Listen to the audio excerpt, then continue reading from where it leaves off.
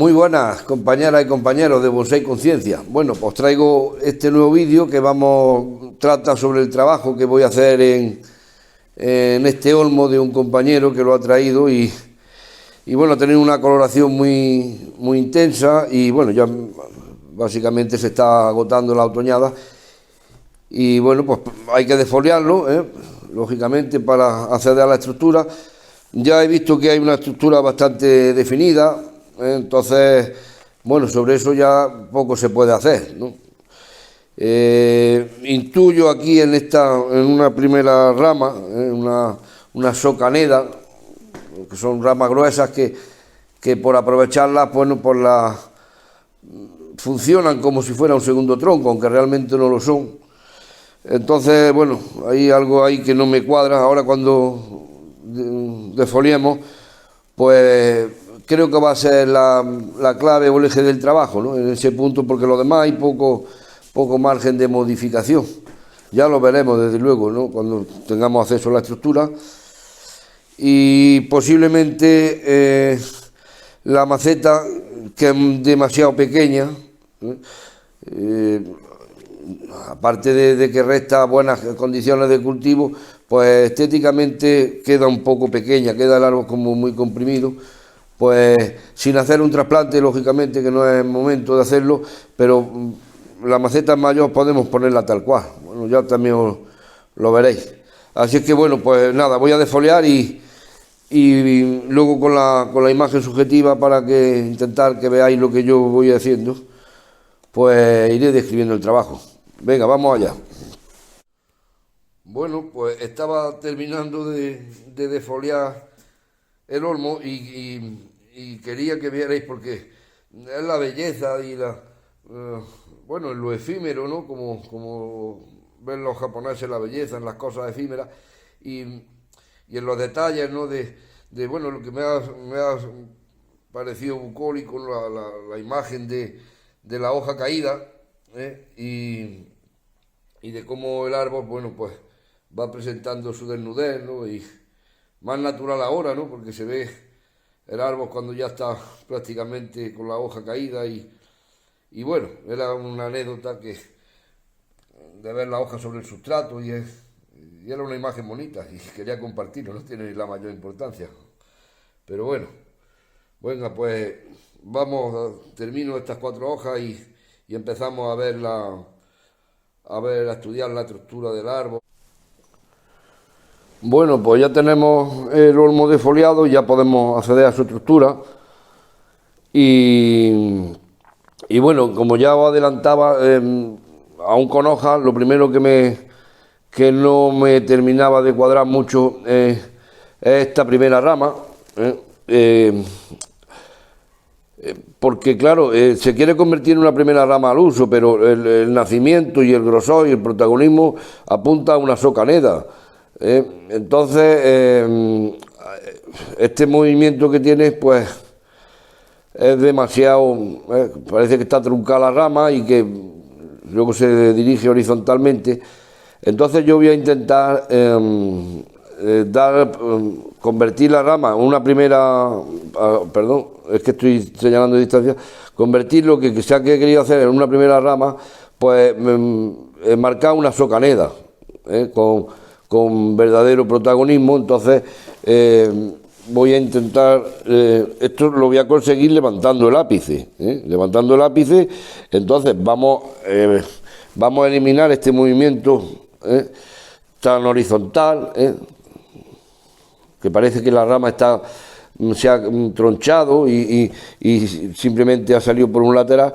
Pues al subir el ápice, ahora lo voy a hacer un esquema, al subir el ápice, formar una verdadera socaneda.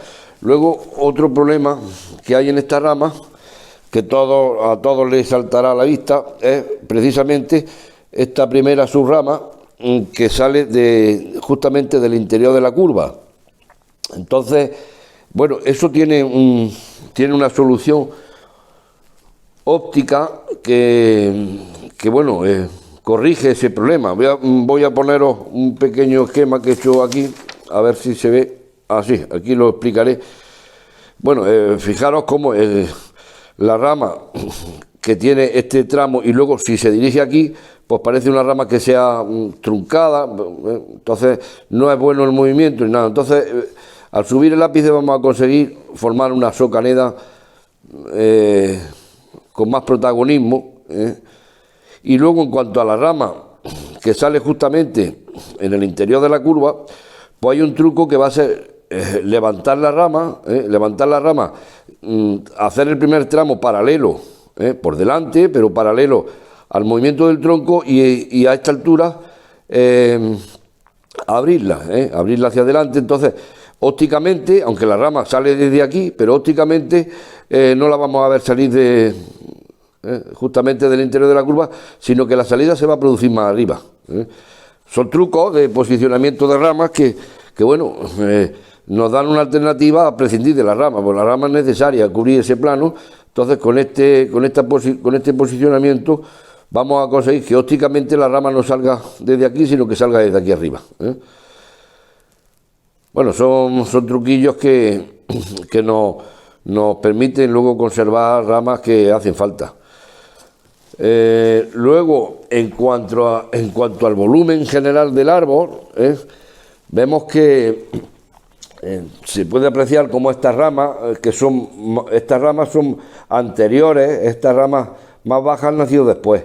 Todas estas ramas son más anteriores, son más gruesas, y aparte tienen una longitud más larga, con lo cual, tal cual se ve el perfil de la copa, sería un perfil alargado, y eso en un tronco que es cilíndrico, que no tiene movimiento y que además es largo, aunque tiene un buen grosor, pero es muy largo, muy alto, pues cuando hacemos esta copa simétrica, que no hay más anchura basal, que prácticamente es recta, y luego hace el ápice, hace la conicidad del ápice en cuanto al triángulo que forma la copa, pues es muy esbelto y hace que el efecto óptico del tronco se alargue todavía más. Entonces, nos interesaría, o una forma de disimular ópticamente este efecto, sería ensanchar el árbol en la parte basal. Lógicamente eso ahora mismo no se puede hacer, porque claro, no tenemos la rama en longitud, pero como vamos a trabajar en el sentido de podar más arriba, contener la longitud de las ramas mucho más cortas arriba y darle crecimiento libre a estas ramas más bajas, que son las que nos ampliarán la copa, y esa amplitud de copa va a disimular el efecto óptico tan largo del tronco, tan monótono. Os pongo también un pequeño un boceto que he hecho aquí. Bueno, aquí lo podéis ver. Si os fijáis, las dimensiones del tronco son las mismas, en altura y en grosor son las mismas. Lo que ocurre que al hacer una copa muy esbelta, muy estrecha y alta, todavía se acentúa más el efecto óptico de tronco largo, tronco recto, mientras que con las mismas dimensiones de tronco, si ensanchamos más la copa de abajo, esto se va a disimular. El árbol, este efecto de anchura de la copa, nos distrae de este eje tan vertical. Bueno, son detalles que hay que tenerlos en cuenta. El árbol no solamente es una sucesión, una disposición de ramas, sino que al final es un conjunto, ¿no?, que se aprecia de un solo golpe de vista, ¿no? Es una impresión en la retina, ¿no? Y luego vemos muchos detalles, pero la primera impresión es lo que focaliza el árbol en su conjunto. Entonces, las dimensiones de la copa pueden variar mucho el bonsái resultante, y pueden acentuar el foco de atención. Entonces aquí vamos a todavía acentuar más estos rasgos de monotonía del tronco y como si fuera muy alto, muy largo, y aquí se va a ver ese detalle, con la misma dimensión del tronco se va a ver atenuado. Entonces vamos a optar por esta opción, que esto no es definitivo, luego ya pues, las ramas nos van dando la forma definitiva de la copa, pero claro, en principio ya vemos que un plan, una estrategia a seguir es desarrollar las ramas basales, ya no solamente por la longitud general, sino porque además deben ganar grosor con respecto a las de aquí arriba, que son bastante más gruesas. Entonces, bueno, hay que desarrollar estas ramas.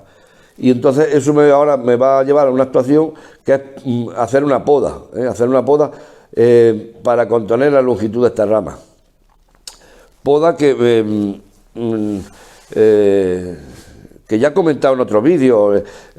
Vamos a ver, ya justifiqué y expliqué por qué la poda no es pertinente o no es eficaz o es una poda innecesaria, la poda de otoño. Hay gente que va más lejos y hace vídeos, no poda de otoño y poda de invierno. También con un término ambiguo que da lugar a confusión, porque se refiere a la poda de invierno como una poda prebrotación, pero es que una cosa es poda prebrotación cuando están el árbol a punto de brotar, y otra cosa es poda de invierno, que parece que vamos a podar en el mes de enero. Muchas veces los términos la ambigüedad de los términos es lo que crea confusiones. Entonces, yo en este caso, que son ramitas muy finas, que bueno, aquí tenéis un ejemplo también de los que comentaba en el vídeo anterior, que hice sobre el abonado de otoño, la facilidad que tiene el olmo de mantener ramas muy finas. Este árbol, ya os digo, este año, y producto de la maceta tan pequeña que tiene, no ha tenido buenas condiciones, le ha faltado desarrollo, y entonces hay mucha proliferación de ramitas muy finas que básicamente pues no se deberían ni de tocar, no hay fuerza aquí para que conviene retroceder ya en periodo vegetativo, hacer una poda, dejar crecer libre y hacer una poda fuerte, trasera, y empezar a ramificar ya desde un poquito más atrás. Pero bueno, ahora no tiene ningún efecto ni para el vigor general del árbol, ni nada, porque es que son ramas de calibre de varios milímetros. Entonces, que se acorten estas longitudes, pues no tiene efecto ninguno. Entonces, otra cosa, las podas innecesarias de otoño a las que yo me refiero es cuando acortamos una rama, que no se ilustra aquí, acortar una rama para obtener brotación trasera. Eso no se hace en otoño. No se hace en otoño, es el peor momento, porque el árbol no, dice, claro, es que va a estimular las llamas traseras, pero volvemos a lo mismo, que lo repetiré 200 veces, para que, por lo menos intentar explicar el concepto que tengo. Es que no se desarrollan, no incentiva las llamas traseras, no mueve las llamas durmientes, que el árbol está parado ya, o prácticamente parado. Entonces esas llamas se incentivarán a la siguiente primavera. Por eso digo que cuando se hace la poda a final de verano que a final de agosto, para que haya septiembre y octubre, 2 meses, si yo hago una poda con el objetivo de generar brotación tercera, el mejor momento es en septiembre, a finales de agosto, no en noviembre ya, porque lógicamente esas llamas no se van a activar hasta la siguiente primavera. Entonces, eso es repetitivo, hay muchos vídeos, y además vídeos que algún día diré de cuál es el origen de los vídeos y de dónde viene y de cuál es la fuente y por qué todo el mundo está en el mismo error, bajo mi punto de vista, claro, que es nada contracorriente. Diga, oye, si hay 50 que piensan de un criterio y será usted a lo mejor el que va contracorriente, ¿no? Bueno, eso es como el chiste, ¿no? El que iba conduciendo y decía que iba contrasentido. Dice, viene todo el mundo equivocado, en contra mía, ¿no? Bueno, pero en este caso, es que la justificación que se hace de ese tipo de poda no tiene justificación ninguna. Es decir, la teoría está bien, voy a despertar llamas durmientes, que se despertarán, pero a la siguiente primavera, no ahora. Ahora no se van a movilizar llamas. Ahora el árbol no moviliza llamas, las va a movilizar el año que viene cuando detecte que no tiene llamas en los extremos, va a empezar con un esfuerzo metabólico alto y a costa de que se debilite la rama con respecto a otra. Va a empezar esa movilización de generar nuevas llamas. Pero ahora mismo no despierta nada ni genera nada. Entonces, eso sí, cuando se hace a finales de agosto, sí hay un incentivo y una brotación que no solamente genera llamas, sino que genera los brotes, con lo cual, como he repetido en muchos vídeos de los que he hecho, o ya pondré el enlace si los queréis, el que no conozca el canal, al hacerlo a finales de agosto yo ya tengo una brotación formada cuando llega noviembre.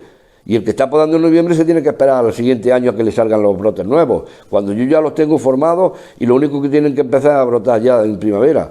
Yo creo que es que la eficacia, ya lo digo y lo repito muchas veces, es una técnica particular mía. Bueno, el otro día me comentaron que hay un compañero que había hecho un vídeo en el mismo sentido. Bueno, que ya lo veré, no tiene oportunidad de verlo, pero bueno, pues entonces veo que hay más personas que han llegado a estas conclusiones, pero aquí el sentido común en el bonsái es lo que vale. Entonces, y la gente cuando se guía unos de otros, pues es el problema de que caen todos en el mismo error, o en el mismo error de apreciación, o en el mismo error de justificación. Entonces, bueno, eso ha sido un inciso, pero que bueno, que yo ahora mismo, que al árbol no le va a afectar para nada, lo único que voy a cortar es ramificación de estos extremos, a cortar las ramas, y el año que viene, en periodo vegetativo, sí voy a podar fuerte la rama, aunque pierda ramificación, no me importa, porque es que ese es el precio que tengo que pagar para desarrollar esta. Entonces, tengo que mantenerlo todo muy pinzado, muy corto, y aquí, y en las ramas donde necesite crecimiento libre. Y entonces, si quiero desarrollar esta rama, va a ser a costa de destruir lo que hay aquí. Pero es que esto no se debería de haber construido, mientras que estamos desarrollando esta. Entonces el bonsái va por objetivos y por prioridades. Entonces, si yo tengo que darle prioridad a esta rama, lo demás me importa tres cominos. Perdón por la expresión, pero es así. Me tengo que centrar en la prioridad. La prioridad es desarrollar esta rama. Por lo que os he dicho, quiero dar más anchura al árbol aquí, para que darle una copa más ancha, con más triangular, un poco más triangular, en vez de tan esbelta y tan monótona, y entonces eso va a causar un efecto óptico en disimular la monotonía, ¿no? y lo largo que se ve el tronco, ¿no? Entonces, el bonsái muchas veces son detalles que hay que estudiar para intentar sacarle el máximo partido al árbol, ¿no? Dentro de la naturalidad que nos exige especies como el olmo, que nos exigen diseños muy naturales. Entonces voy a hacer esta poda, que como no tiene más que, ya os digo, ir recortando ramas, pues voy a podar primero y ahora enseñaré el resultado antes de posicionar. Luego hay otro aspecto que quiero ver. Mirad, este es el frente actual. Es que me tengo que acercar al árbol. Lo que ocurre, aquí hay una rama, perdón, es que muevo la cámara, aquí hay una rama que el árbol no tiene ramas traseras. Vamos a ver si lo puedo girar entero. El árbol no tiene ramas traseras. Entonces, conseguirla, bueno, pues habrá que probar con injertos, habrá que yo los injertos en el olmo no los he practicado. En los arces sí, por supuesto, en muchas especies. En los olmos, creo, por referencia, que creo que no se dan muy bien. Vamos, no lo sé porque muchas veces las cosas yo no admito nada hasta que no lo compruebo por mí mismo. Pero cuando no hay ramas traseras, la alternativa que tenemos es, como la rama son ramas muy amplias, un abanico muy amplio, pues inclinar hacia atrás su rama, de la rama principal, y para cubrir el árbol por detrás. Esa es una alternativa, aunque no haya ramas traseras, pero luego visualmente el árbol se verá cubierto, ¿no? Dirigiendo todas estas ramas hacia atrás, ¿no? Si no hay ninguna trasera verdadera, neta, ¿no? Entonces, bueno, ese es un aspecto. Y entonces aquí hay una rama, esta rama, es que no alcanzo porque tengo la cámara delante, esta rama que ya se va ligeramente hacia atrás, esta ramita que se va ligeramente hacia atrás, pues si yo giro un poquito el ángulo del frente, consigo que se convierta ya casi en una trasera. Luego, aparte de eso, consigo algo que es más importante, porque una rama se puede alambrar, se puede posicionar, ¿no?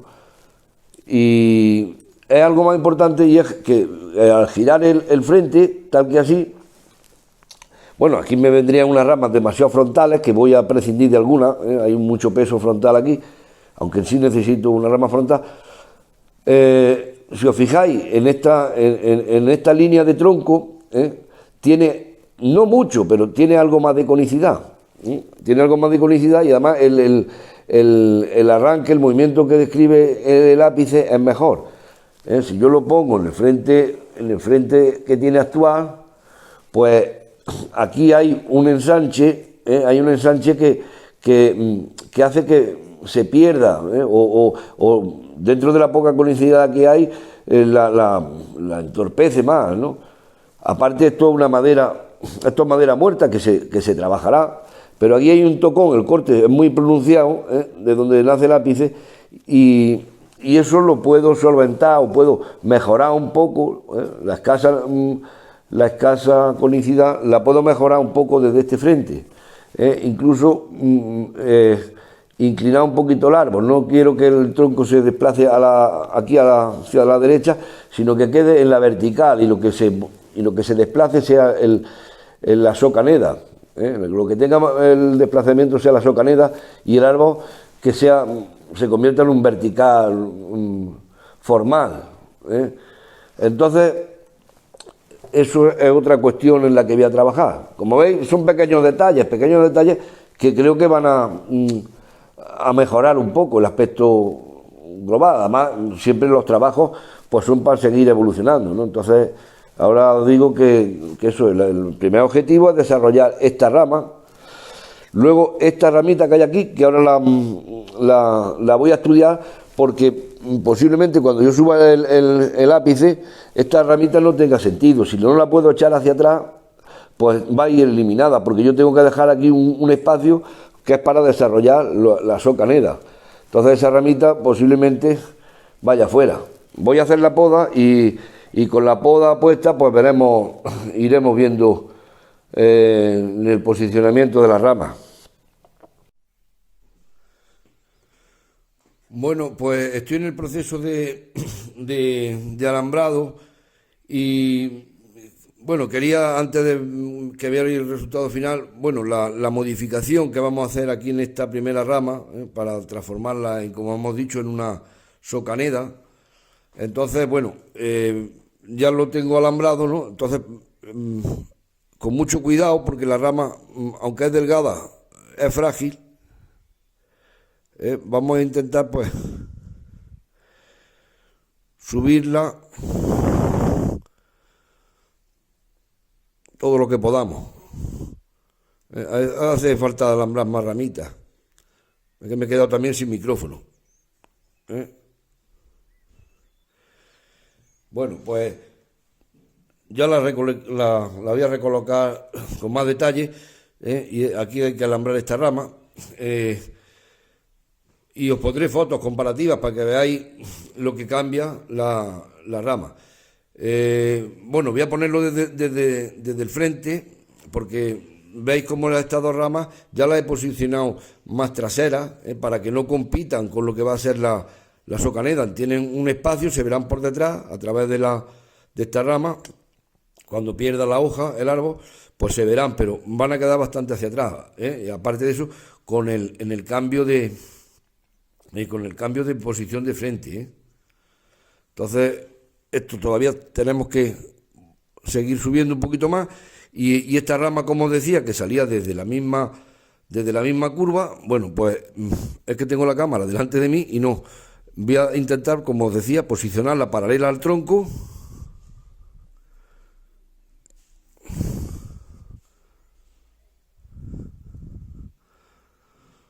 Esta rama secundaria, que como veis, ahora os lo explicaré en otra rama, en otra rama superior, para que veáis el resultado final de ir disponiendo distintas alturas en la rama, distintos pisos, para que la rama tenga volumen. Entonces vamos a subir un poquito más. Hay que hacerlo despacio. Bueno, ahora sí, si giro, prácticamente la rama no la vamos a nacer desde aquí, va por delante del tronco, pero el efecto óptico es que ya no viene la rama, no nace aquí, sino que sale desde este punto.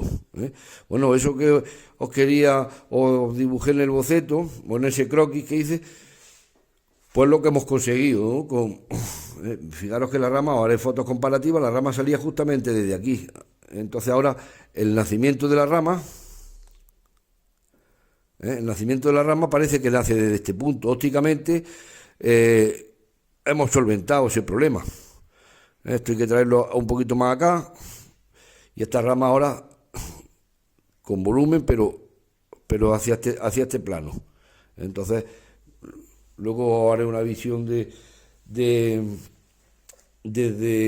arriba para que veáis cómo la disposición. Y esta rama, la primera rama que os dije que era corta con respecto a las demás, pues lo mismo. No, yo es que prácticamente no llego con la mano, porque tengo la cámara por delante de mí.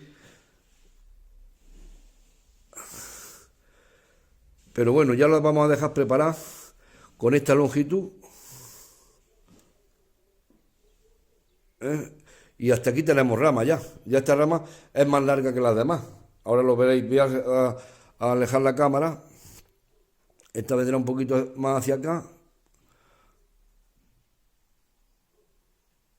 El movimiento de las ramas, aparte de que tenga movimiento hacia arriba y hacia abajo, es hacia adentro y hacia afuera.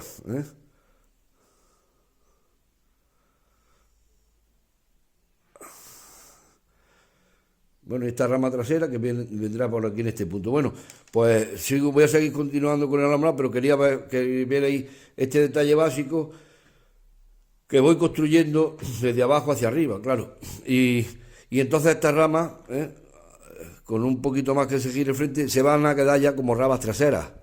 No van a interferir con la socaneda. Hay bastante espacio para distribuir la ramificación de la socaneda y ramificar estas ramas hacia atrás. Pero ya se dejan ver, pero en un plano trasero. Yo creo que eran dos elementos básicos.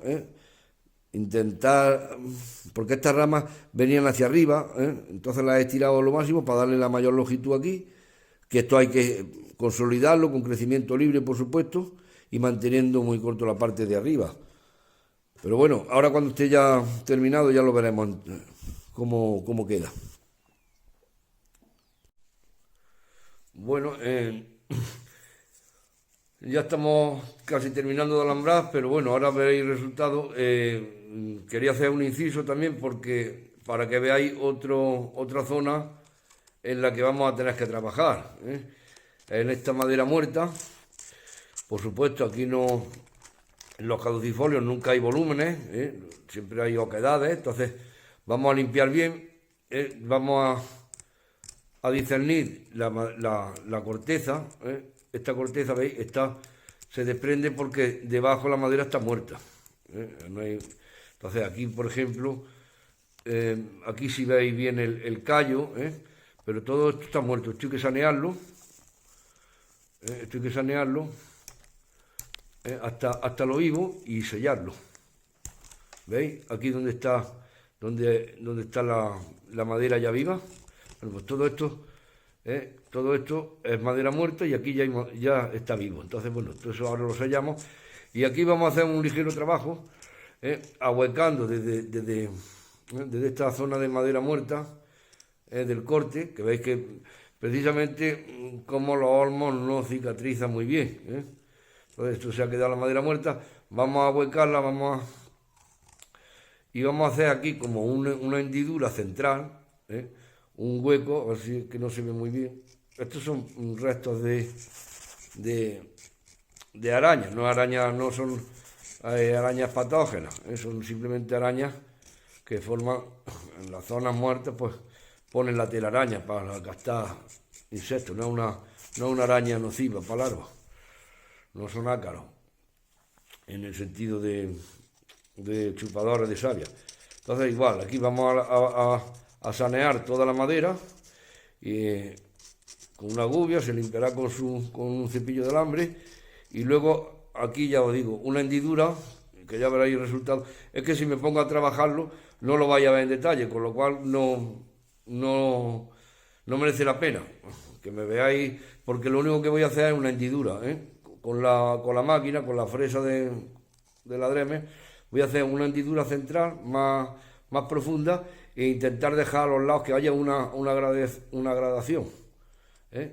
Desde más o menos. Bueno, ya ahora al tantearla bien, pues veré la dureza que tiene, porque lo que esté blando hay que eliminarlo completamente, porque lo que esté blando ya es madera podrida que ya no tiene arreglo. Entonces, bueno, pues ese será el trabajo. Haré una foto así de esto y luego veréis el trabajo que se ha hecho. Sí, aquí otro detalle que quería deciros. Bueno, esto como os he dicho, era madera, aquí había madera, corteza de madera que se desprende porque debajo no hay madera viva. Entonces eso se pierde, está perdido. Esa corteza que se puede recuperar por ejemplo, por alguna zona que no haga. Pero mirar, aquí por ejemplo, toda esta zona está viva, ¿eh? Toda esta zona, todo esto está vivo. Sin embargo, no tiene corteza. Esto es de manipulaciones malas del tronco a la hora de alambrar, de manipular el árbol para un trasplante. Entonces, toda esta corteza, fijaros como aquí si hay corteza, y si hay aquí de haber corteza. Esta corteza se ha desprendido por mala manipulación del tronco. Eso hay que tener cuidado en los trasplantes. Bueno, las coníferas, por supuesto, los pinos, pero en estos árboles que tienen corteza, como es característico en el Ulmus minor, en el negrillo, que es este caso, pues hay que manipular siempre con mucho cuidado. A la hora de coger los árboles, intentar cogerlo de aquí, de la base de las ramas, ¿eh? Incluso de la zona del ápice, y tener mucho cuidado al manipularlo, ¿eh? Siempre pues de la base de las ramas, y nunca coger directamente el tronco, porque fijaros la corteza que perdemos. Y en este caso, a la vez corteza más ya vieja aquí arriba, y aquí no tenerla, esta se ha desprendido. Se ha desprendido por no manipular con cuidado el tronco. Ya una pena, porque bueno, ya son años lo que tardan otra vez en volver a formarse. Hay que tener cuidado al manipular los árboles con corteza. Bueno, pues ya he hecho este primer trabajo en la madera, como veis, ha sido ahuecar, ahuecar de dentro hacia afuera. Aquí no se aprecia bien, así poniéndome así. Bueno, aquí hay más profundidad, aquí sobresale un poco y aquí vuelve a profundizar un poco más. Se nota la marca de la fresa, en fin, que esto es, pues bueno, un trabajo de aficionado, porque en todos los campos pues hay artistas de cada materia. Por ejemplo, bueno, hacer mención a Andrés Bicoca, que todos conocéis por sus excelentes trabajos, pero bueno, el caso ha sido sanear, quitar la madera muerta, y cuando no se sabe trabajar la madera, como en mi caso, entonces, porque ya os digo que en cada materia pues hay un especialista, ¿no? Entonces, lo único que he hecho es ahuecar el tronco, y ahora pues el tiempo es el que suple. Hombre, bien es cierto que que no tengo una fresa fina o cepillos de latón, que también utilizo, que es que no tengo ninguno, me ha dado la casualidad. Aquí se le puede sacar una textura más bonita, pero bueno, os digo que esto va a ser el tiempo el que lo arregle, ¿no?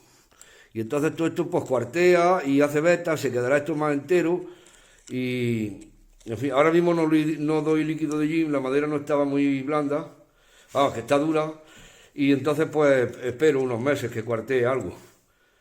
Y luego pues en función de cómo se vea la dureza de la madera, pues le aplico ya el líquido de gym, pero ahora mismo pues no. Y nada, es que ya os digo que es una cosa muy básica, muy rudimentaria.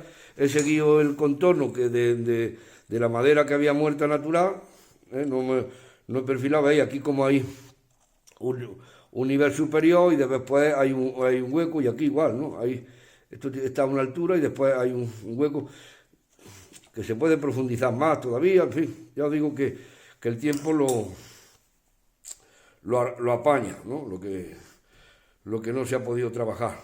De hecho, bueno, es mejor dejarlo así más en crudo, que intentar hacer trabajos de más filigrana en la madera, que luego al final quedan artificiales y quedan feos, ¿no?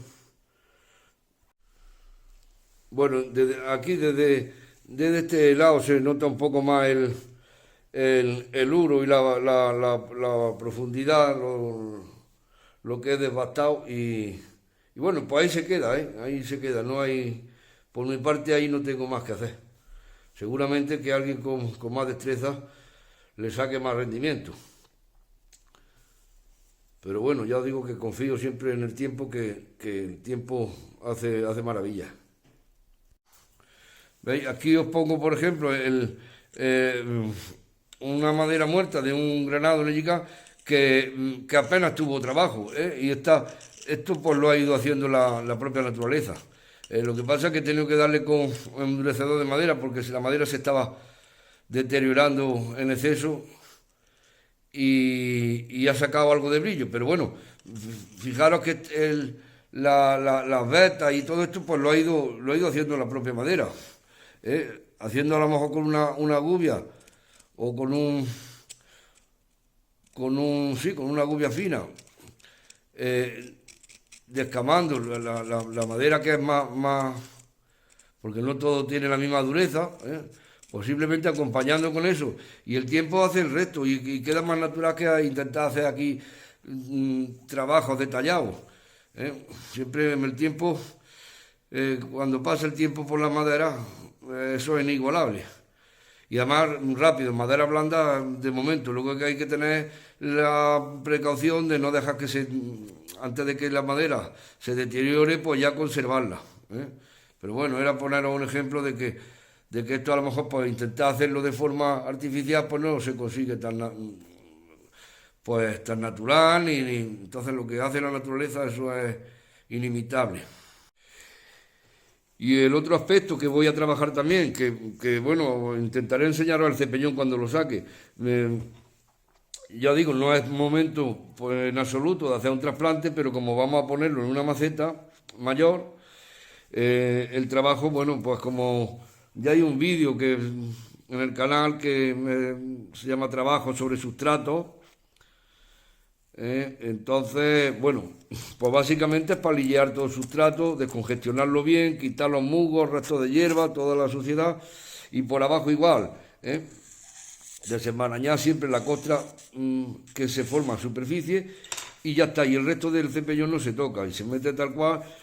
Y el año que viene, bueno, pues el año que viene o al siguiente ya se hace un trasplante a raíz desnuda, está ya bien hecho, pero bueno.